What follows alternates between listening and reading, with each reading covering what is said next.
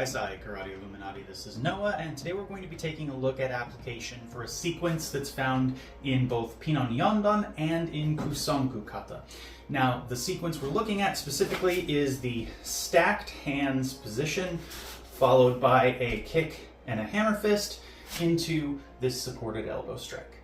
To bring a little extra fun into this, we're actually going to be doing a collaboration with John Hackelman Sensei of Pitmaster MMA, where he is going to take a look at what I'm showing in this video and give his own reinterpretation that I think you'll find entertaining. Now, an aspect of the kata which I'm not really going to be showing in the demonstration of the application is the shift off to the side. The kata tells us that we actually want to shift sideways in relation to our opponent when we use this technique, but of course I'm using a dummy with weight all the way at the bottom. It does not move like a real human being, and my space is somewhat limited in order to stay in frame for the video.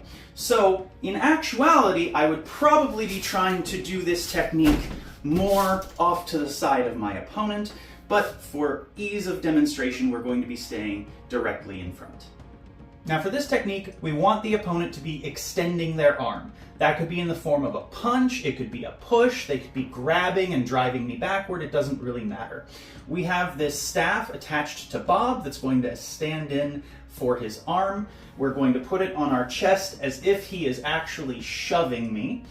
And what I'm going to do is take hold of the wrist with both hands and wrench it to the side of my body with the stacked hands position. Doing this should put my elbow against his elbow, essentially applying an arm bar. Now, this isn't an arm bar that you're going to submit someone with because it's very hard to hold them in a position to get them to tap out. This is meant to be done very quickly and very aggressively in an attempt to dislocate the elbow and make this limb no longer effective for fighting. The nice thing about this stacked hands armbar application is that if I overshoot with my elbow, I can actually still apply that wrench to the elbow using my body. I just have to turn a little farther and lift a little more to essentially land a wakigatame, or an armpit hold. And if I accidentally shoot my elbow underneath theirs, I'm still able to apply pressure to their elbow with my upper arm. Now, once I've applied this joint lock and attempted to wrench their elbow out of place, whether I did or not, I'm going to maintain control of it with one hand and shoot my other hand out as a hammer fist strike to the side of the head. I can aim for the neck, I can aim for the jaw, I can aim for the temple, it doesn't really matter too much. We could also do the old school version, which is actually sticking your fingers in their eyes. All of it works. Now, in the kata, we generally do this simultaneously with a kick.